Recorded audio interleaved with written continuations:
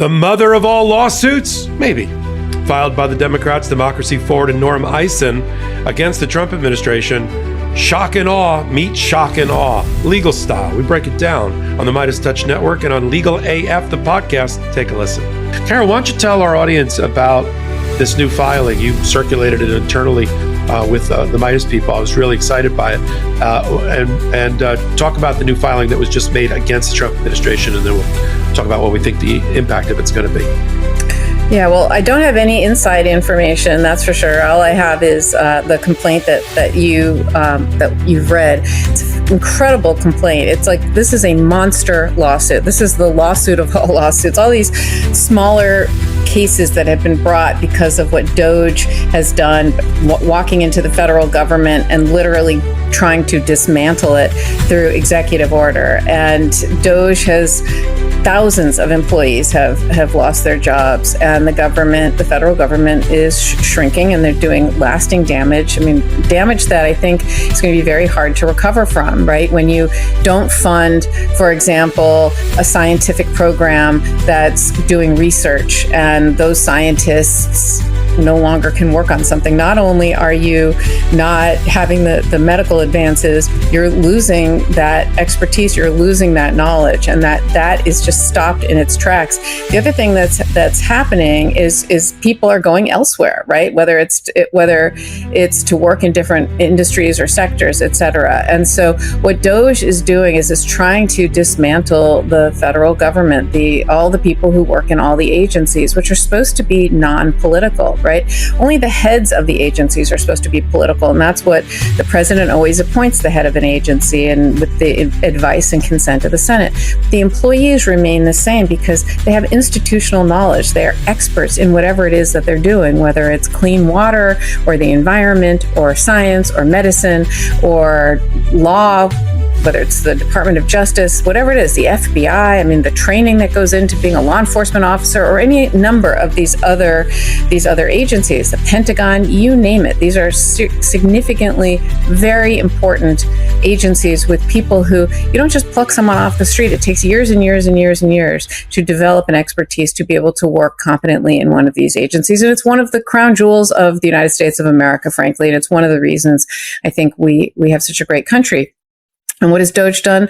They've come in and they've just firing people left and right. And there's been a bunch of lawsuits that have successfully gotten, whether it's temporary restraining orders or preliminary injunctions, but they've been sort of these singular, I don't want to call them one-offs because they're quite significant, some of these lawsuits, and some have been lost as well. But this one is a monster case. It's like everybody in the world suing everybody in the world is kind of how I look at it. It's a 115-page complaint, which is quite long.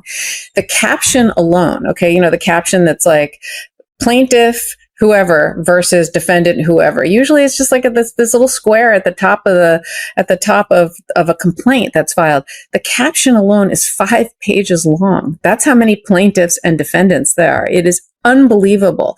And I'm going to just read from the press release that was released about it, because I think it really succinctly synthesized what this is about. It's plaintiffs are a coalition of labor organizations, nonprofit groups, and local governments that filed this complaint to hold unlawful and stop the unconstitutional dismantling of the federal government by the President of the United States on a scale unprecedented in this country's history and in clear excess of his authority. So it goes on to say that reorganization and massive reductions in force across federal agencies violate core constitutional concepts of separation of powers. Because why is that? Because of what we just said. It's very, very clear that only Congress can create an agency. President can't. The Congress creates an agency, and Congress funds the agency and gives it money, appropriates money to an agency, and it's the president who can then interpret, right? Come in and appoint the head of it and kind of interpret through policy how that statute that created that is going to be enforced. So they put together this huge coalition, again, this nationwide labor organizations, many nonprofit groups, and several governments, several cities and counties, and they include California, Illinois, Maryland, Texas, Washington, and others, to challenge the Trump administration and this massive reorganization of the federal government without legislative authority. So it's just this incredible lawsuit that the sheer breadth of it is what's so incredible. It says, since taking office, Donald Trump has attempted to usurp the powers of Congress through his attacks on the federal government and its basic functions, which hundreds of millions of Americans rely on every day. That's a quote from Norm Eisen, who's spearheading this lawsuit. The separation of powers was created by our nation's framers to prevent this very sort of unchecked power. The American people will not stand for these clearly illegal and unconstitutional efforts by this administration, which seek to upend the most basic tenets of our nation's constitutional democracy. So it's a very large, sweeping case, and it, rather than individually kind of going after these various agencies that Trump is trying to take down and dismantle, it's doing kind of what Trump is doing, which is flooding the zone and tackling it all at once, because it's literally the first defendant there is like the president of the United States and then every single one of his cabinet members. So it's an incredible lawsuit, and I think it's going to have sweeping just implications. And it went, as this goes. And it's necessary, because you have to meet. That's what I like about Norm's focus here. You have to flood the zone and shock and awe, which is what Donald Trump exhibited during the first 100 days, with exactly the same thing back. An out of control presidency that's issued more executive orders than any other president in history already, combined with just the sheer volume of lawsuits. You need to kind of get one big mother of them all lawsuit together. And I'm glad that he was able to pull that all together. And we're in the right courts. I think we're the right judges. And, the more we can, as out of control as Donald Trump is, I'll leave my point on this. As out of control as Donald Trump is, and his Department of Justice and his FBI and all of that, can you imagine a world where there weren't the Norm Eisens and others, and Court Accountability Action, and Mark Elias, and Democracy Now! And Democracy Forward, the American Civil Liberties Union, and the attorneys general in 22 states? Can you imagine a world where they didn't exist and there weren't close to 200 lawsuits filed and 200 injunctions obtained, and the winning record already at the United States Supreme Court? How much more unleashed and out of control and lawless Donald Trump would be without the pushback that's being provided by the court system. We don't have it anywhere else. We got a wet noodle and a doormat of Congress.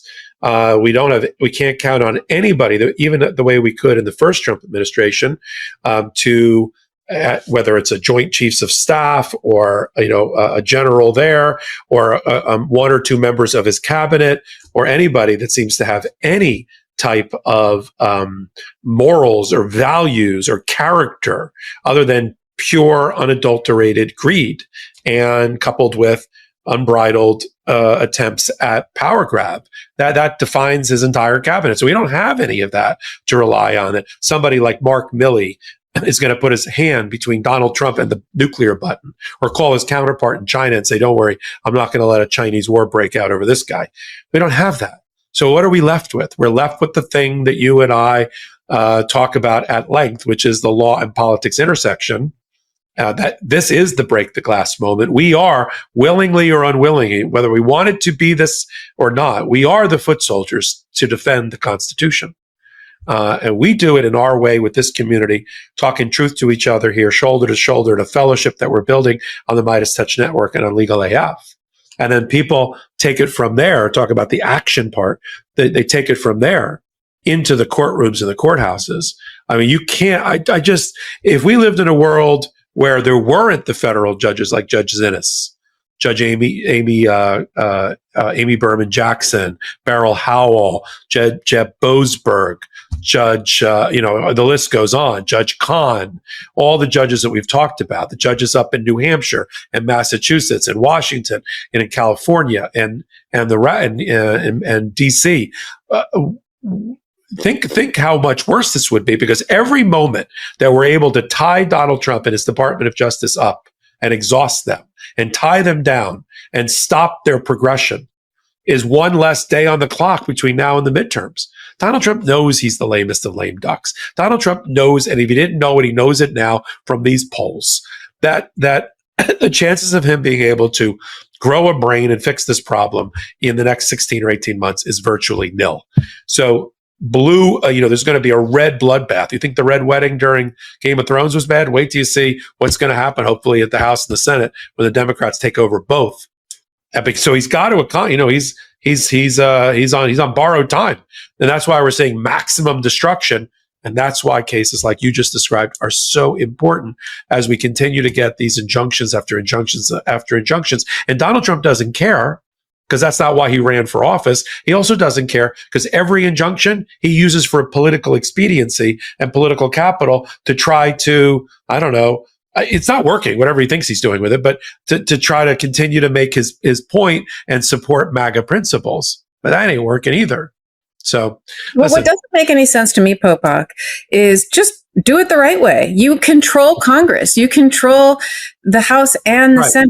No executive orders. Do it through laws. Correct. Just fine. You want to dismantle the federal government? You control them. They have proven themselves. Congress has shown that they are essentially going to do whatever he wants. MAGA has complete control currently over the entire Congress and the presidency. So do it the right way, and then none of this would happen. But instead, it's like this lawlessness. Right. I think it's a combination. I think, one, he really doesn't think he has the votes, that there'll be enough peel away where Hakeem Jeffries, who has eaten Donald Trump's lunch and that of Mike Johnson a number of times, because I think he's really the shadow speaker of the House. There's just not enough votes to do the I mean, when you read these executive orders, and I know you have, one after another, from birthright citizenship all the way to the new one I just did a hot take on, which is unleashing the police department on Americans to make more aggressive policing. I mean, that's not the problem in America. The problem in America is not too aggressive, not aggressive enough police. That's not the problem. Nobody thought that was the problem. So this stuff would never get through Congress. But he's just paying his debts one after another with these ridiculous executive. But you're right. Some of it he could have probably squeaked through with Congress, but he's got a feckless guy who probably doesn't trust in Mike Johnson. He's got a crazy coalition. What do you call her? Green, Marjorie Taylor Greens of the world, all that Tea Party Republican thing in there. And, it's very reliable. Somebody hands him a folder, he takes out a Sharpie and he signs it. And until we get a ruling, which may be coming soon from the United States Supreme Court, not in the shadow docket, not on procedure, but on the merits, when they start reaching the merits of cases against him, and they start talking about executive orders, as they've said in the past, is the weakest type of order to ever enforce, because it has to color inside the lines of law by Congress. Once the real separation of powers issue, the spending clause, all of those issues really get decided by the Supreme Court or others, I think he's going to have to change his tactic, because you're right, the executive order thing is not defensible, and I think he starts losing in big numbers at the Supreme Court. Welcome back. I helped found Legal AF about 5 years ago. It's starting to sound like Abraham Lincoln at the Gettysburg Address. 7 years ago, we formed Legal AF. And if you didn't know what Legal AF stood for, now you do. We sit at the intersection of law and politics. It's a podcast like no other, brought to you by lawyers, practicing lawyers, constitutional scholars, and the rest. But we don't blow smoke or sunshine. And we bring you into the details without being patronizing, and we teach it to you in a way that helps grow this fellowship and this community together. Legal AF, the podcast, the way to support it. Wednesdays and Saturdays, 8 p.m. Eastern time on this YouTube channel, for at least the one for Midas Touch. Hit the subscribe button here. Also on Legal AF, the YouTube channel, Legal AF MTN, we got a brand new Substack. It's called Legal AF. What else? That I curate 4 or 5 different pieces of content every day. I do a morning AF roundup you're not going to want to miss. So until my next Legal AF contribution, I'm Michael Popak. I'm Michael Popak, and I got some big news for our audience. Most of you know me as the co-founder of Midas Touch's Legal AF and the Legal AF YouTube channel, or as a 35-year national trial lawyer. Now, building on what we started together on Legal AF, I've launched a new law firm, the Popak Firm, dedicated to obtaining justice through compassionate and zealous legal representation. At the Popak Firm, we are focused on obtaining justice for those who have been injured or damaged by a life-altering event by securing the highest dollar recoveries. I've been tirelessly fighting for justice for the last 35 years, so my own law firm organically building on my Legal AF work just feels right. And I've handpicked a team of top-tier trial fighters and settlement experts throughout all 50 states known as big auto injury attorneys who have the know-how to beat heartless insurance companies, corporations, government entities, and their attorneys. Big Auto's attorneys working with my firm are rock stars in their respective states and collectively responsible for billions of dollars in recoveries. So if you or a loved one have been on the wrong side of a catastrophic auto, motor vehicle, rideshare, or truck accident, suffered a personal injury, or been the victim of medical malpractice, employment harassment or discrimination, or suffered a violation of your civil and constitutional rights, then contact the Popak Firm today at 1-877-POPAK-AF or by visiting my website at www.thepopakfirm.com and fill out a free case evaluation form. And if we determine that you have a case and you sign with us, we don't get paid unless you do. The Popak Firm, fighting for your justice every step of the way.